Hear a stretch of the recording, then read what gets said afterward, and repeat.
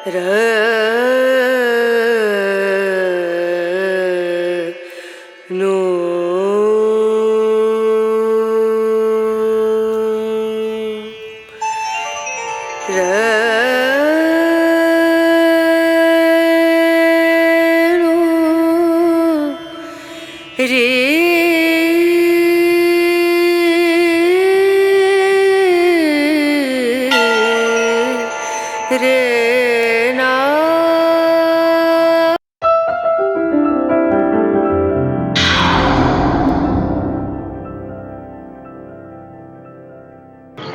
Everyone, আমি আপনাদের পঙ্কাদা, আর আপনারা দেখছেন আমার চ্যানেল পঙ্কাদার সাথে। আশা করি সবাই খুবই ভালো আছেন।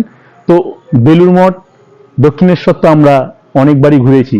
চলুন না আজ ঘুরে আসা যাক হুগলি জেলার সবচেয়ে বড় মন্দির ব্রহ্মদত্ত ধাম। এখানে কিভাবে আসবেন এবং মন্দিরটা কখন খোলা থাকে এবং কখন বন্ধ থাকে, ভোগ গ্রহণের সময় বা কি, সমস্ত বিষয়টা কিন্তু আমার এই ভিডিওটিতে থাকবে। তাই আপনাদের কাছে অনুরোধ রইল ভিডিওটি স্কিপ না করে পুরোপুরি দেখার জন্য। আর প্রত্যেকবারের মতো আমার একটা অনুরোধ থাকবে, ভিডিওটা যদি ভালো লাগে অতি অবশ্যই লাইক শেয়ার করবেন, এবং আপনারা যদি ঘুরতে ভালোবাসেন তাহলে আমার এই চ্যানেলটিকে আপনারা সাবস্ক্রাইব করে নেবেন এরকম ভ্রমণের নতুন নতুন আপডেট সবার আগে পাওয়ার জন্য। তো ভিডিওটা শুরু করা যাক। আজ আমরা যাব হুগলি জেলার ব্রহ্মদত্ত ধাম দেখতে। হাওড়া স্টেশন থেকে আপনাকে প্রথমে বারুইপাড়া স্টেশনে নামতে হবে। স্টেশনের খুবই কাছে আপনি অটো পেয়ে যাবেন। অটো ভাড়া লাগবে 15 টাকা, আর সময় লাগবে মাত্র 10 মিনিট।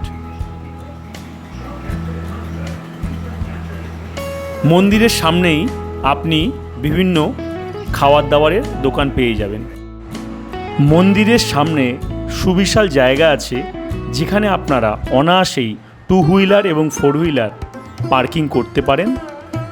অসাধারণ সুন্দর এই ব্রহ্মদত্ত ধাম মন্দিরটি যেন মনে হচ্ছে আমরা মারাঠা সাম্রাজ্যের কোনো রাজপ্রাসাদের সামনে চলে এসেছি।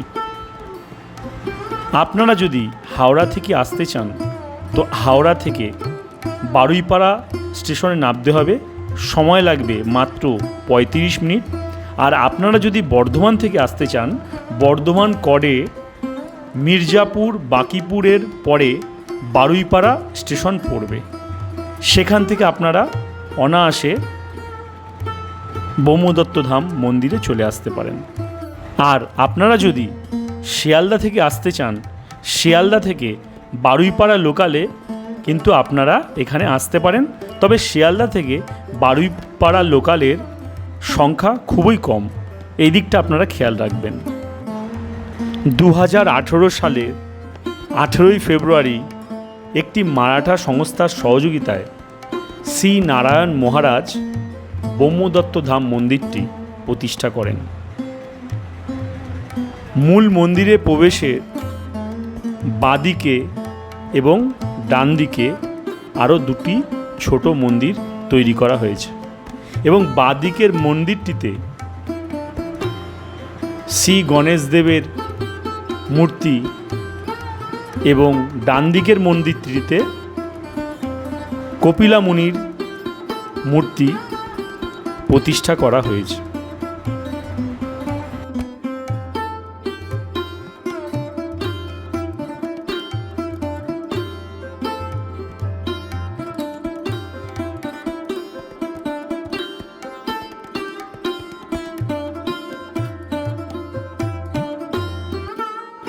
প্রায় 15 বিঘে জমির উপর তৈরি এই ব্রহ্মদত্ত মন্দিরটি কিন্তু পশ্চিমবঙ্গের দ্বিতীয় সর্ববৃহৎ মন্দির ও হুগলি জেলার সর্ববৃহৎ মন্দির এইটি। মন্দিরের যে বিষয়টি আপনাকে সবচেয়ে বেশি আকর্ষণ করবে সেটি হচ্ছে মন্দিরটির শান্তিপূর্ণ পরিবেশ। এখানে একসাথে প্রায় 500-র অধিক ভক্ত প্রার্থনা করতে পারবে।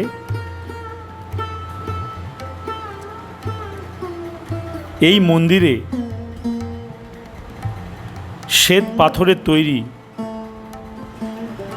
ব্রহ্মা, বিষ্ণু, মহেশ্বরের মূর্তি কিন্তু এখানে স্থাপন করা হয়েছে, যার ওয়েট আনুমানিক 350 কেজি এবং এটি আনা হয়েছিল জয়পুর থেকে। এবার আসা যাক মন্দিরটি কখন খোলা থাকে। মন্দিরটি প্রত্যেক দিন সকাল 7টা থেকে দুপুর 1টা পর্যন্ত খোলা থাকে, আর বিকেলবেলা 3টে থেকে রাত 8টা পর্যন্ত খোলা থাকে। সকাল 7টার সময় একবার আরতি হয়, আর সন্ধ্যা 7টায় একবার আরতি হয়। শুধুমাত্র বৃহস্পতিবার সকাল 7টা থেকে রাত 9টা পর্যন্ত কিন্তু খোলা থাকে, আর আরতি হয় সকাল 8টায় একবার, আর দুপুর 1:30টার সময় একবার, সন্ধ্যা 7টায় একবার, আর রাত 9টায় পালকি করে হরিনাম সংকীর্তন সহকারে পুরো মন্দির কিন্তু ভ্রমণ করা হয়। এবার আসা যাক মহাপ্রসাদ বিতরণ কখন করা হয়। সপ্তাহের একদিন অর্থাৎ বৃহস্পতিবার দুপুর 2টো থেকে কিন্তু এখানে মহাপ্রসাদ বিতরণ করা হয়। এর জন্য কোনো পয়সা লাগে না। আপনারা ওখানে এসে কুপন সংগ্রহ করে কিন্তু আপনারা মহাপ্রসাদ গ্রহণ করতে পারেন। আমার ভিডিওটি যদি আপনাদের ভালো লাগে অবশ্যই লাইক করবেন, কমেন্ট করবেন এবং শেয়ার করে অন্যকে দেখার সুযোগ করে দেবেন।